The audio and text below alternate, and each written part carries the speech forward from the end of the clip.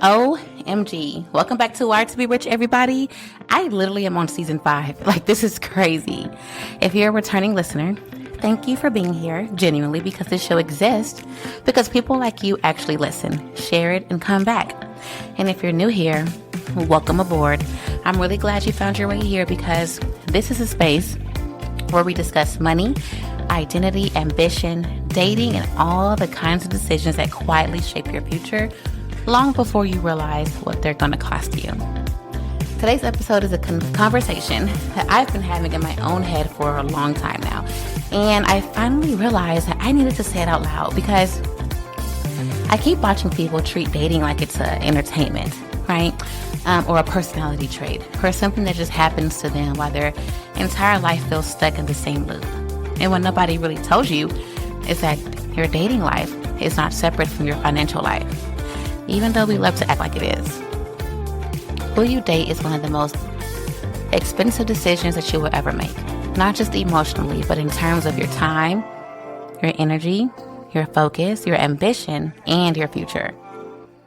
We're also going to talk about why so many people stay in dating patterns that they say they hate, and why complaining about what you do not like has quietly become a distraction from choosing something better. So, if you keep saying that you attract the wrong people, or you keep ending up in the same relationship dynamic with a different person, or you feel like your life is not moving forward even though you're doing all the right things, this episode is probably going to hit a little close to home. So without further ado, let's jump right into it. She's not just a podcast host. She's a movement. Manda Lea is teaching people how to break cycles and build real wealth, mentally, financially, and spiritually. People all over the world are waking up to her message. Wired to Be Rich isn't just a podcast. It's a mindset shift. She makes you believe again in yourself, in your power, and your ability to actually have the life you always know was meant for you. Hi, everyone. I'm Manda Lea, entrepreneur, speaker, and founder of Balance and Destiny, and this is Wired to Be Rich. I think, personally, that a lot of us pretend that romance lives in one part of our life and money lives in another. Like, who we date has nothing to do with our stress level, our confidence, our energy, our focus, or our willingness to take risk. We talk about relationships like they're purely emotional and money like it's purely logical. And then we act shocked when our life feels stuck even though we are doing all the right things on paper. But if you're really honest with yourself, you already know that this is not true. You already know that when your relationship is going well, you show up to work differently. You think differently. You take bigger swings and you feel more stable in your body. And you also know that when your relationship is unstable, draining, or constantly triggering your anxiety, everything else in your life starts to feel heavier and harder, even the things that you're technically capable of doing with ease. Who you date determines how much emotional labor you are doing on a daily basis, how distracted you feel, how much of your mental energy is being burned on managing someone else's mood or uncertainty, and how safe you feel making bold career moves. When your nervous system is constantly in survival mode because your relationship feels unpredictable, insecure, or emotionally expensive, you're not operating from a place where long-term, strategic financial decisions can come naturally. You're operating from a place of damage control. And damage control, you guys, is not where wealth gets built. Okay? This is the part people don't like to talk about.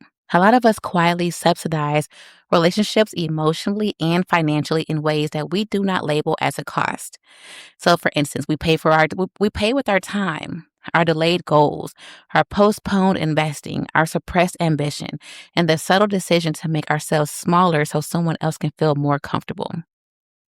We'll say things like, now is just not the right time to focus on my career, or I will get serious about money once things calm down, or I cannot really take that risk right now because of my relationship situation. And we treat those choices like they are neutral. Well, they are not neutral, y'all. They are expensive. And then we act surprised when our life feels heavy and slow, like none of those trade-offs had a cost. We tell ourselves we are just tired or unlucky or behind, when in reality, a huge amount of our energy and momentum is being quietly redirected into maintaining a relationship that is not actually supporting our growth. Your partner is not neutral to your future. They are either supporting your momentum or slowing it down. And if your relationship costs you your peace, your confidence, your focus, or your willingness to grow, it is not a soft place to land. Even if it feels familiar, even if you love them, even if you keep telling yourself that it's not that bad. If you listen to nothing else in this episode going forward, listen to this part. The way your relationship makes you feel on a day to day basis is shaping your financial future more than any budgeting app, investing strategy, or productivity hack ever will. Now, we should really talk about potential because this is one of the biggest ways people keep themselves stuck without realizing that is what they're doing. And if you feel a little called out by this part, it is okay because almost everyone has done this at least once. And a lot of people are still doing it right now.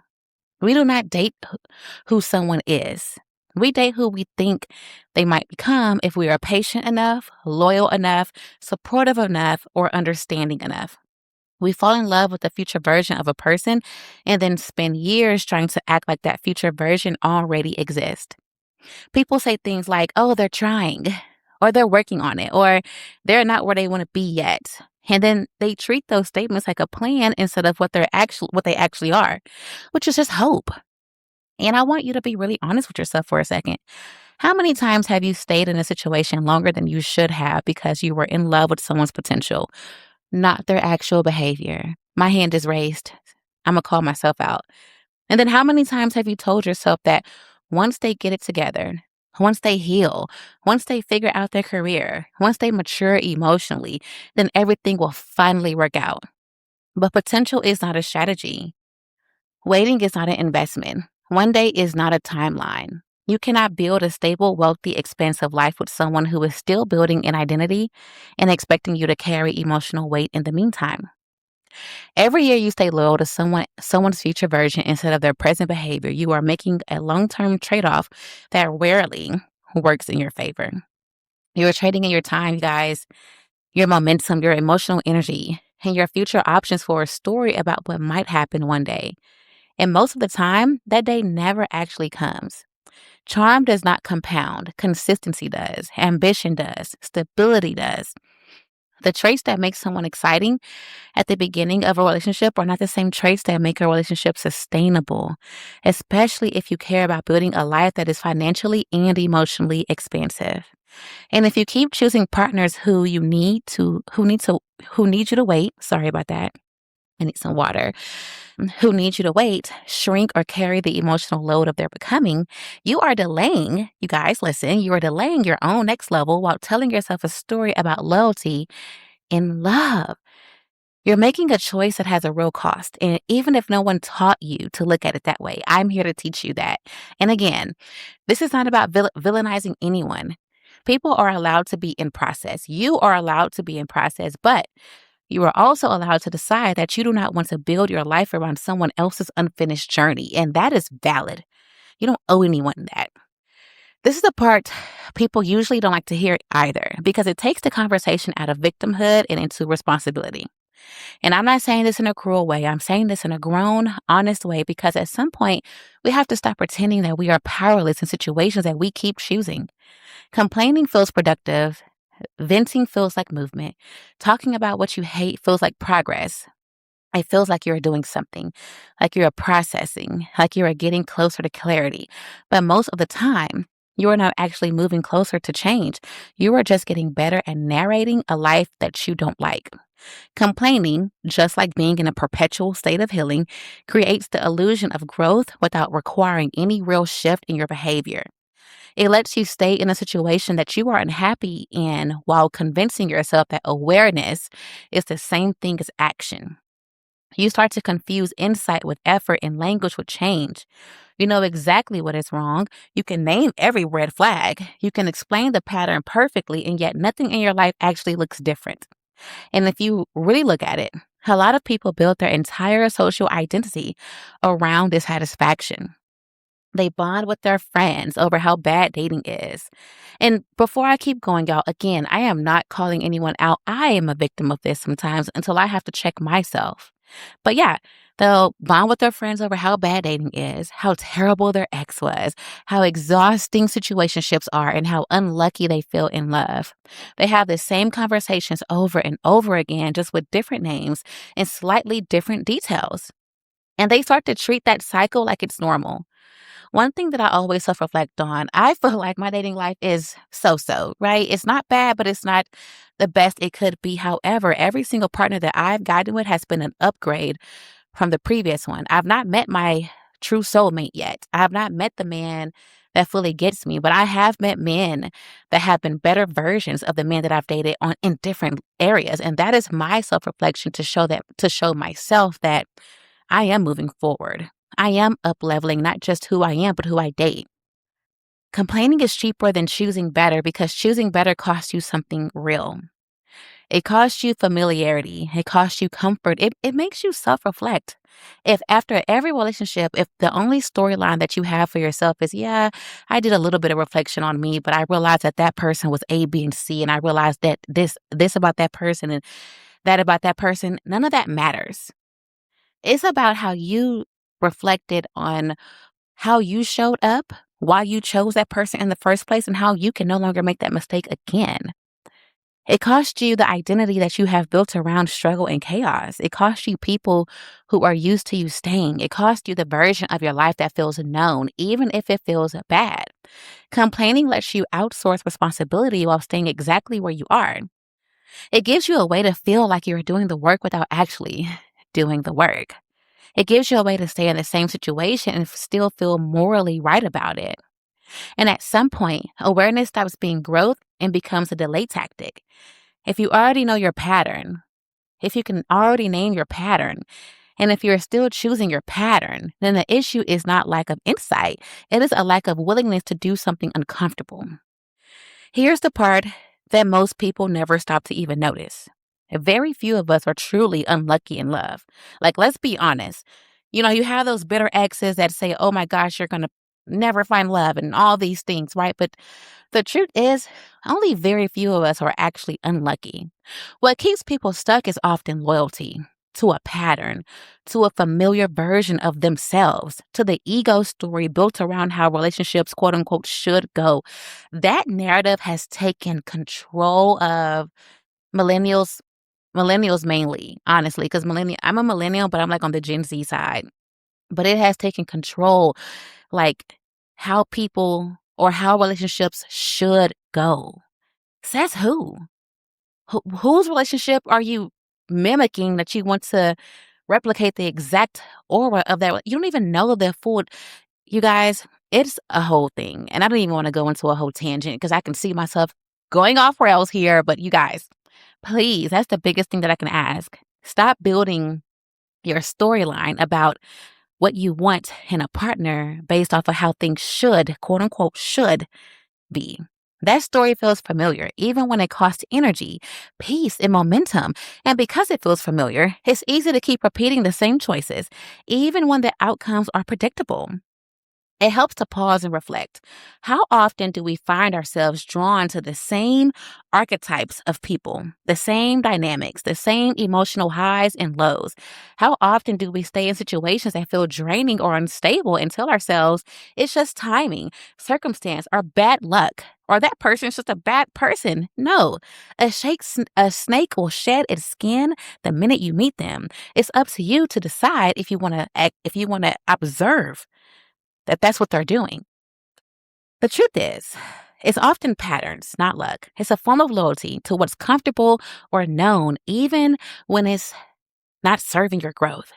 Breaking those patterns takes something unfamiliar. It means moving past the ego-driven comfort of being quote unquote patient or quote unquote understanding growth in ways that no longer support the life being built. I'm going to put it like this. Why are you being quote unquote patient with someone that isn't aligned with you when you wouldn't be patient with a job that tells you if you work for me for a month, I'll pay you after 31 days? Oh, I'm just going to be patient with them. I trust that they'll honor their wishes. That's stupid. I hate to use that word, but it's stupid. Why tolerate boredom when before excitement was even prioritized, choosing peace when before instability was accepted, and holding standards even when it feels uncomfortable? It means stepping into accountability instead of leaning on familiar narratives. People don't stay stuck because they're confused. Most of the time, it's because leaving would require confronting old habits, old comforts, old stories about yourself. It's about being willing to meet the unfamiliar version of yourself, the one who sets boundaries, chooses stability, and aligns relationships with growth and momentum. This isn't me saying you need to get it right every time. Of course not. Life is all about trial and error. But what I am saying is, once you realize something isn't working, get off the ship. It takes a couple times for you to really see. You're not going to just give up on, let's say, investing in a stock the first time that it goes into the red. No, you're going to give it a couple tries. And after those couple tries, and when you see that there's no lucrative benefits, get off that wagon. There's no point of you being there.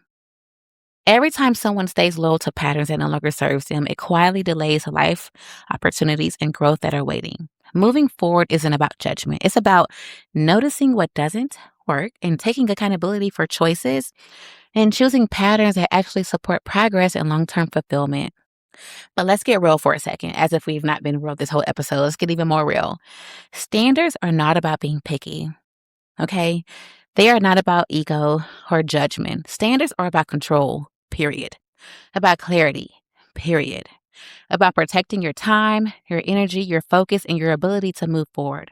They are the tools that tell the world what you will and will not tolerate. And more importantly, what you'll invest in. Your standards dictate more than just who you date. They dictate your stress level, your emotional bandwidth, your ability to take risk, and yes, your financial trajectory. Choosing peace over chaos, trajectory over potential, compatibility over validation, and stability over drama is not just a romantic decision. It's a life and wealth decision. Every choice compounds. I say that all the time. And every pattern does too. Think about it. Every year spent in a relationship that drains you, distracts you, or keeps you small is a silent tax on your life. It doesn't feel like it that at first, but over time it adds up. It limits your options, your energy, your freedom, your ability to take a risk and go after bigger things. That isn't coincidence, you guys. It is a consequence. And here's the truth that most people resist. If your dating life is chaotic, draining, or distracting, don't pretend it's separate from your finances or your growth. I always tell partners, I am someone who does give chances because I'm not going to just give up after the first time.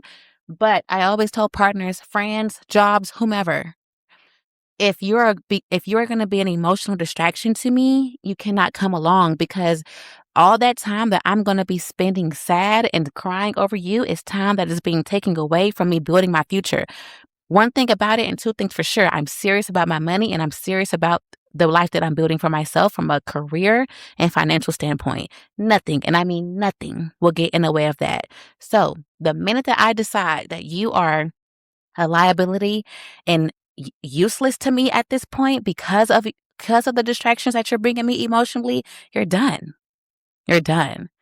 We can revisit if you decide to change and if I'm willing to accept, but that's how y'all should also be moving.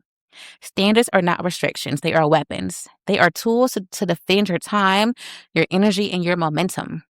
They are what let you build a life that is expansive, stable, and unstoppable instead of familiar, exhausting, and limited. So here's the reframe that I want you to sit with for just a minute.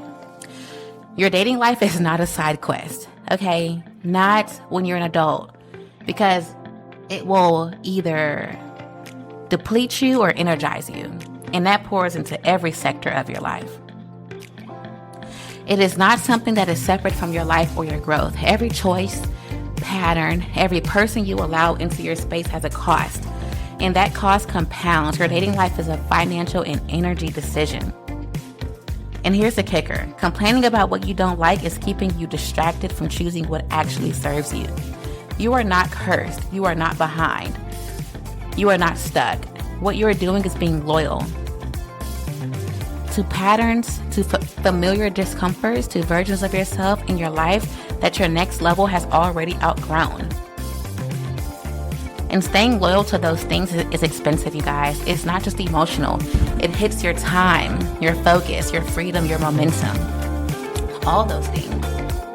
I'm gonna be real with y'all, okay? Because I know men and women are listening to this show, but speaking to my ladies, it's okay to be emotional, but do not let that get in the way of not just your career, but every other part. Still go out with your friends, still date, still be open, still build your career, upskill yourself. It's okay to be sad, but don't let that derail you. It is what it is. If this episode made you uncomfortable in a way that felt clarifying, lean into that. That feeling is your internal compass saying, I already knew this. I just needed to hear it out loud. That's how you start moving. That's how change begins. Share this episode with the person who keeps ending up in the same relationship patterns. Share it with the person who needs the wake-up call that awareness without action isn't growth. And if you want more real-time conversations about money, identity, and building a life that actually works for you, come hang out with me on Instagram. You can find me at ForbesManda_, and I'll tag that in the show notes below. And if you want to work with me, collaborate, or see more behind the scenes of what I'm building, you can reach me at info@balancedestiny.com. Until next time, I will see you all next week. Bye.